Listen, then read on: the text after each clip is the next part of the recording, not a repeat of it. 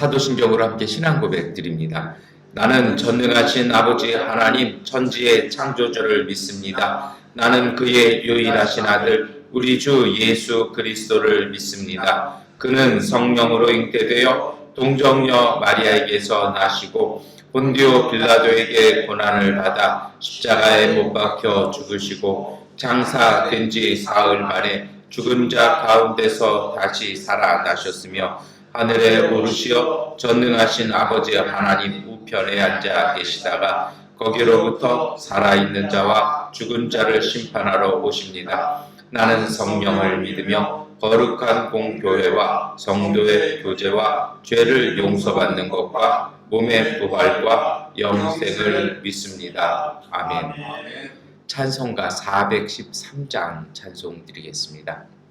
내 영혼의 깊은 데서 맑은 가락이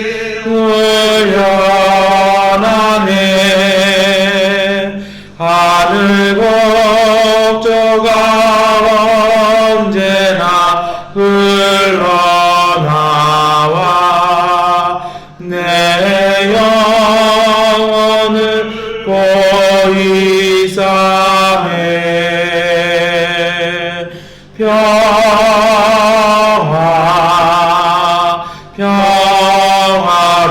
평화로다. 하늘 위에서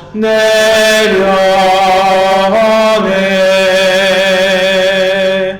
그 사랑의 물결이 영원토록 내 영혼을 덮으소서. 내 마음속에 솟아난 이 평화는 깊이 묻힌 보배로다. 나의 보화를 캐내어 가져갈 자 아무도 없으리라.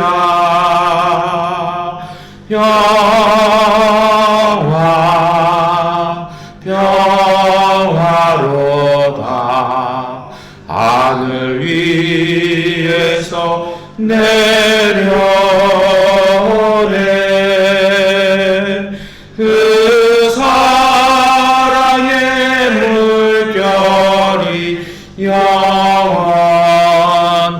영원토록 내 영혼을 덮으소서. 내 영혼에 평화가 넘쳐남은 주의 큰 덕을 받으니라. 내가 주야로 주님과 함께 있어 내 영혼이 편히 쉬네.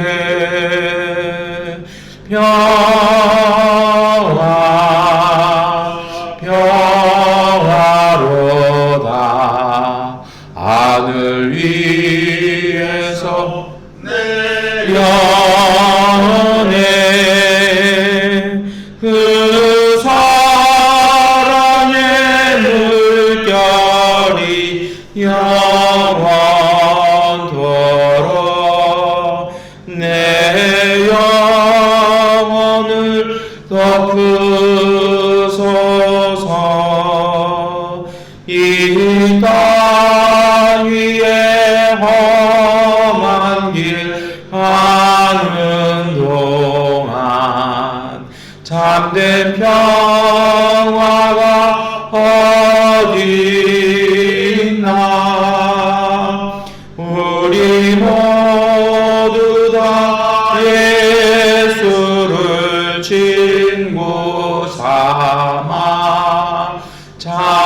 평화를 누리겠네.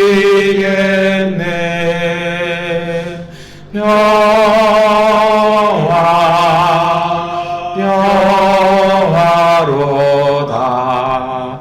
하늘 위에서 내려오네. 그 사랑의 물결이 영원토록 내 영혼을 덮으소서. 아멘. 고린도후서 1장 18절부터 22절까지의 말씀 세 번역본으로 함께 읽겠습니다. 하나님께서는 신실하십니다. 따라서 우리가 여러분에게 하는 말은 예 하면서 동시에 아니요 하는 것은 아닙니다. 나와 실로아노와 디모데가 여러분에게 선포한 하나님의 아들 예수 그리스도께서는 예도 되셨다가 동시에 아니요 되신 분이 아니었습니다. 그리스도 안에는 예만 있을 뿐입니다. 하나님의 모든 약속은 그리스도 안에서 예가 됩니다. 그러므로 그리스도로 말미암아 우리는 아멘 하면서 하나님께 영광을 돌리는 것입니다.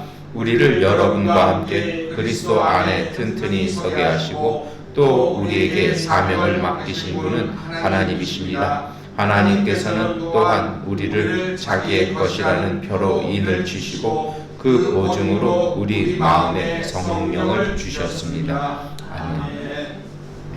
네, 우리가 함께 읽은 고린도후서 1장 18절부터 22절까지의 말씀은 별명이 있습니다. 이 사도 바울의 거룩한 변명이라는 그 제목이 붙어 있는데 이게 이유가 있습니다. 사실 우리가 읽지 않았던 그 17절에 보면 나와요. 이 사도 바울이 그 고린도후서는 어디에서 썼냐면 데살로니가에 있었거든요. 근데 데살로니가 있다가 아무래도 이제 고린도에 가야겠다라고 딱 마음을 먹습니다. 이 교회가 이 문제가 장난 아닙니다. 교회가 네이파로 찢어져가지고 서로 싸우고 있고 바울파라고 불리는 자칭 바울파라고 불리는 사람들이 어서 와달라고도 얘기를 하니까 바울이 가겠다라고 이렇게 약속도 하고 내가 속히 가겠습니다라고 약속을 했습니다. 근데 문제는 이게 안 가게 되었다라는 것입니다. 그러고 나니까 얼마나 또 이게 말이 많아지겠습니까? 이제 반대파에서 겉봐라 바울은 말에 신용이 없는 사람이다 이렇게 얘기도 하고, 원래 이 사도 바울에 대한 평가가 있었거든요. 글에는 힘이 있는데 말에는 별로 이렇게 힘이 없는 사람이다라는 게 있었는데 이렇게 약속까지 어기고 나니까 더 심해지겠죠. 거기에다가 이제 또 지지했던 자칭 바울파라고 하는 바울과는 무관한 바울파에서는 아니 어떻게 그럴 수가 있겠습니까? 선생님이 와가지고 좀 우리 입장에서 이렇게 얘기를 해줬어야 되는데 이게 난처하게 됐습니다. 막 난리가 났었던 것 같아요. 그러니까 사도 바울이 고린도후서는 이제 그러한 상황에서 딱 보냅니다. 그러면서 뭐라고 얘기를 하냐면 이게 내가 이렇게 가는 것처럼 해놨다가 거짓말한 거 아니라는 겁니다. 사실 거기 가는 게 쉽겠습니까? 가면 뻔히 싸움통이고 난리통인데요. 그러니까 안 갈 것 같은데 하도 사람들이 요청하니까 네 갈게요 하다가 언제 뭐 기회 봐서 갈게요로 싹 바뀐 거 아니냐. 이 사도 그 고린도후서 1장 17절이 약간 그런 뉘앙스로 써져 있습니다. 그러고서는 뭐라 얘기하는 겁니까? 그게 아니라는 겁니다. 그러면서 내가 안 간 것은 하나님의 뜻 때문에 안 갔다라는 것입니다. 그러면서 어떤 얘기를 하냐면 이 18절서부터 22절까지는 우리 한국의 어떤 정치인 같이 현재 감옥에 계신 분이 그런 얘기 있잖아요. 나는 그렇게 살지 않았습니다. 저 사람들 말이 다 거짓말입니다. 뭐 이렇게 했던 유세하면서 했던 말처럼요.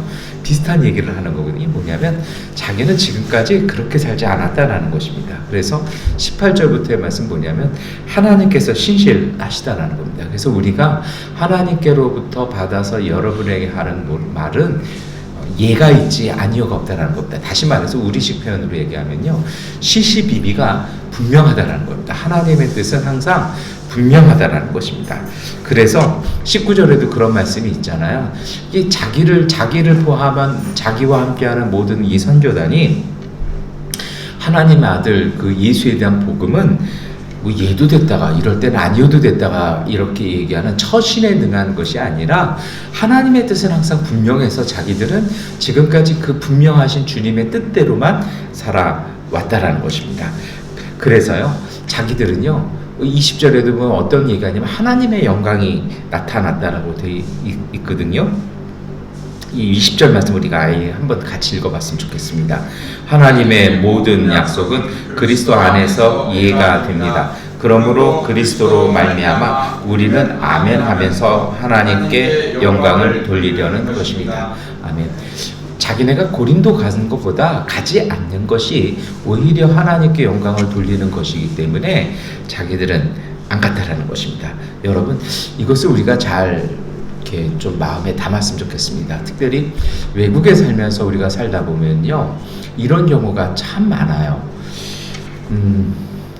가끔 저한테 개인적으로는 가장 속상한 일 중에 하나가 교회조차도 비즈니스의 일환으로 삼는 분들을 가끔 봅니다. 교회에 와서요, 신앙생활이 목적이 아니에요. 교회를 가는 이유가 내 사업이나 정착에 도움이 되기 위해서, 그리고 더 많은 정보와 더 많은 사람들과 인맥을 넓히기 위해서 교회 가시는 분들을 많이 봤습니다. 우리만의 문제가 아니에요. 이거 전 세계에 있는 한국인들, 이게 한국 교인들의 문제이기도 합니다. 그래서 어떤 분들은요, 대놓고 뭐라 그러냐면, 어떤 사회들 가면 제일 먼저 한인교회를 찾아가라. 찾아갈 땐 어디를 갑니까? 제일 큰 교회, 많은 사람이 모이는 교회. 그렇게 가다가 뭔가 좀 수세에 물리면 그 다음엔 작은 교회를 갑니다. 왜 그렇습니까? 작은 교회 오면 대접받거든요. 왜냐하면 한 사람이 귀하기 때문에 대접을 받거든요. 그러다가 조금 회복하면 다시 이제 승진하셔가지고 조금 더 규모가 있는 교회로 가버리는 것을 봅니다. 그러다 보면 또 한인교회 목사들은 또 한인교회 목사들끼리 모이다 보면 나름대로의, 저희들 나름대로의 리스트가 발생이 됩니다. 다음 달에는 목사 있는 교회 갈 겁니다. 왜요? 그랬더니 우리 교회에서는 이제 볼일 다 보셨거든요. 이게 참 안타까운 일이에요. 뭐 비즈니스 하시는 분들만 그러는 게 아닙니다. 뭐 NGO 하시는 분들도 그렇고요. 선교사님들도 똑같은 걸 봤습니다. 근데 여러분, 그걸 보면서 전 그런 생각을 해봅니다. 교회는요, 정말 하나님과의 내 관계, 신앙을 고백하는 자리잖아요. 하나님 앞에서의 내 삶과 예배를 드리는 자리인데, 그것마저도 하나의 비즈니스 용으로, 자신의 이익을 용도로 사용한다라면, 이거 참 저분한테 과연 어떤 신용이 있을까를 많이 생각을 하게 됩니다. 오늘 사도 바울은 분명하게 이야기합니다. 우리가 함께 읽었던 말씀 있지 않았습니까? 정말 하나님의 약속은 모든 것에서 이해가 된다라는 것이죠. 그래서 우리가 아멘 하면서 영광을 돌린다는 의미는 뭐냐면, 우리가 아멘으로 고백하고 예라고 이야기하고 실천하는 모든 것들은 하나님의 뜻을 고백하는 것이라는 것입니다. 그래서 그 뜻은, 그리고 그 행함은 항상 한결같다라는 것입니다. 오늘 우리가 이 말씀 읽어 나가면서 우리가 좀 분명하게 했으면 좋겠습니다. 우리의 삶이요, 뭔가 좀 시시비비가 분명한 것이요. 그래서 정말 뭐 좀 이상한 정치인이 그런 얘기했습니다. 나는 그렇게 살지 않았습니다. 얘기해놓고 사실 그렇게 안 살고 새빨간 거짓말입니다. 얘기했습니다만 그 말도 새빨간 거짓말이었습니다만, 오늘 우리의 삶이요, 정말 세상과는 조금 다른 삶을 살았으면 좋겠습니다. 그것이 바로 그리스도인이고요, 진짜 하나님을 믿는 사람입니다. 권력 때문에 주님의 이름을 파는 사람이 아니라, 성공과 이익을 위해서 하나님의 이름을 도용하는 사람이 아니라, 오늘 사도 바울이 고백하는 것처럼요, 아멘하고 하나님께 영광 돌리는 사람이요. 그래서 이러한 사람들의 삶은 어떤 것입니까?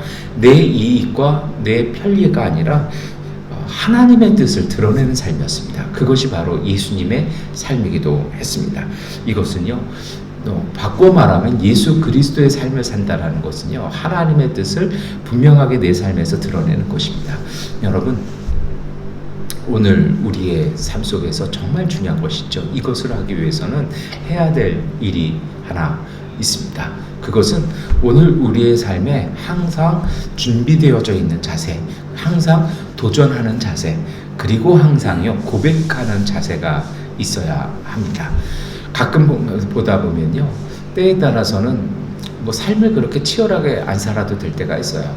때에 따라서는요, 뭐 그냥 이렇게 좀 상황에 맞춰서 편하게 살 수 있을 때도 있습니다.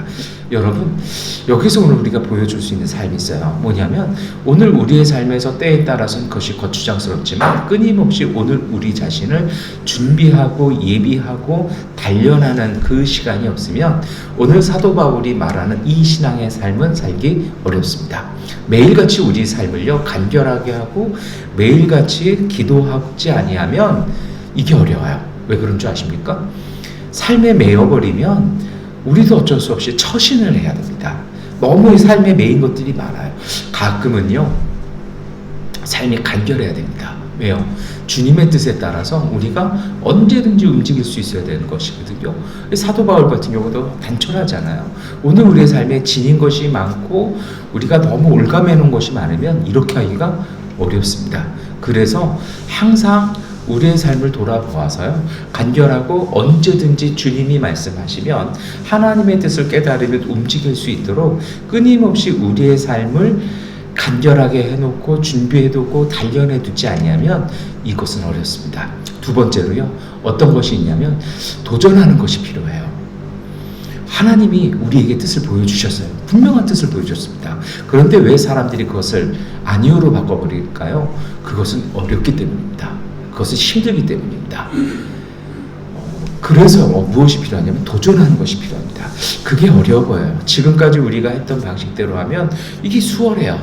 그런데 가끔씩은요 시대가 바뀔 때가 있거든요. 그럼 이전 시대의 것은 통하지 않을 때가 참 많습니다. 바꾸려고 하지 않는 것이죠. 이것이 바로 수구라고 얘기하죠. 그게 보수로 둔갑해버리면 참 슬픈 일인 것이죠. 그러다 보니까 뭐가 필요하냐면요 신앙은 그 하나님의 부르심의 뜻에 맞추어서 끊임없이 내 삶을 도전할 수 있는 그 마음과 용기가 필요합니다. 가끔은요 그렇게 도전하는 삶이 쉽지는 않고 어렵습니다. 또 이게 잘 안 되기도 합니다.